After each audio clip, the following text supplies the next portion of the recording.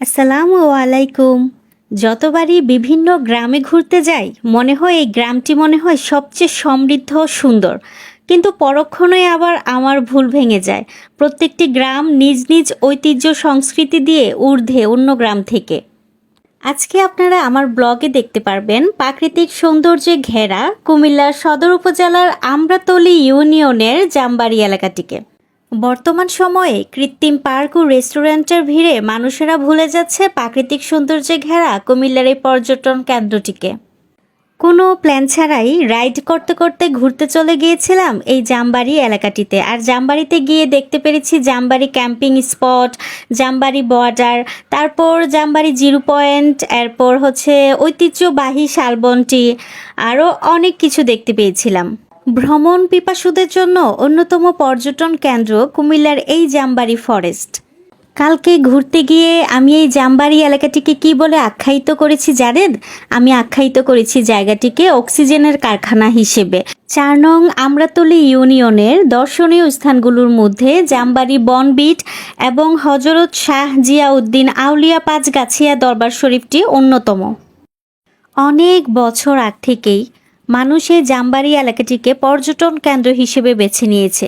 শহরের কোলাহল ছেড়ে মানুষ একটু স্বস্তির নিঃশ্বাস ফেলতে চলে আসে এই জামবাড়ি এলাকাটিতে। সংস্কৃতি ও ঐতিহ্যের দিক দিয়ে আমার কাছে মনে হয়েছে জামবাড়ি এলাকাটি খুব সমৃদ্ধ। এই রাস্তাটি দিয়ে চলে যাচ্ছে জামবাড়ি সরকারি প্রাথমিক বিদ্যালয়ের সামনে। আর সরকারি প্রাথমিক বিদ্যালয়ে গিয়ে যে ব্যাপারটা দেখতে পেলাম, মাশাআল্লাহ, গ্রামের সরকারি প্রাথমিক বিদ্যালয়ও অনেক প্রতিষ্ঠিত এখন।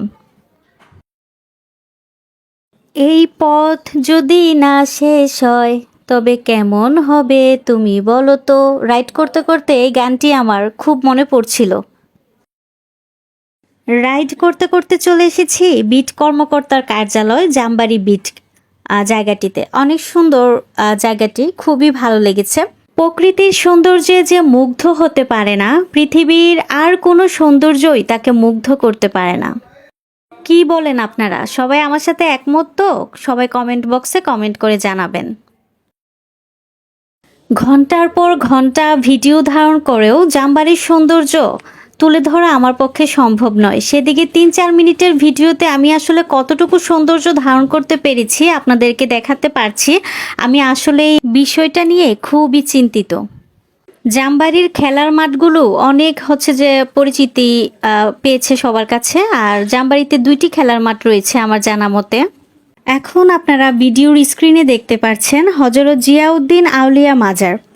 এই গ্রামের মানুষ এই গ্রামটিকে অনেক পুণ্যবান মনে করে, কারণ এখানে জন্ম নিয়েছিলেন হজরত জিয়াউদ্দিন আউলিয়া। প্রতিদিন প্রচুর মানুষের সমাগম ঘটে, যাদের নানান মান্যত থাকে। আগত ভক্তকুল বিশ্বাস করে এখানে মুক্তি মিলে, স্বস্তি মিলে। টুকটাক কথা হয় তাদের 2-1 জনের সাথে। প্রতি বছর উরস হয় মহা সমারোহে। এলাকার মানুষের কাছে খুব পবিত্র এই মাঝার। মাঝারের পাশ ঘেঁষে সীমান্ত। যখন কাঁটাতারের বেড়া ছিল না, তখন পুণ্যার্থীদের যাওয়া আসা নিয়ে অনেক মিথ প্রচলিত আছে। প্রায় ঘন্টাখানিক লাগিয়ে গ্রামের এপাশ থেকে ওপাশে রাইড করেছি, ঘুরেছি, বেশ ভালো লেগেছে। যত গ্রামই ঘুরি না কেন, প্রত্যেকটা গ্রামের সৌন্দর্যই অবর্ণনীয়। প্রত্যেকটা গ্রাম যার যার জায়গা থেকে অনেক বেশি সুন্দর। তো আজকে এতটুক পর্যন্তই। সবাই ভালো থাকবেন। আর আমার ব্লগটি যদি আপনাদের ভালো লেগে থাকে অবশ্যই কমেন্ট বক্সে কমেন্ট করে জানাবেন।